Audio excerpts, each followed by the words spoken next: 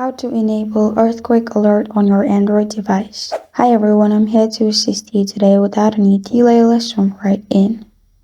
First, open Settings on your device.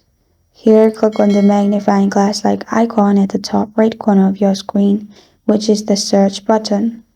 After you click on the search button, it will lead you to this page, Search Alert.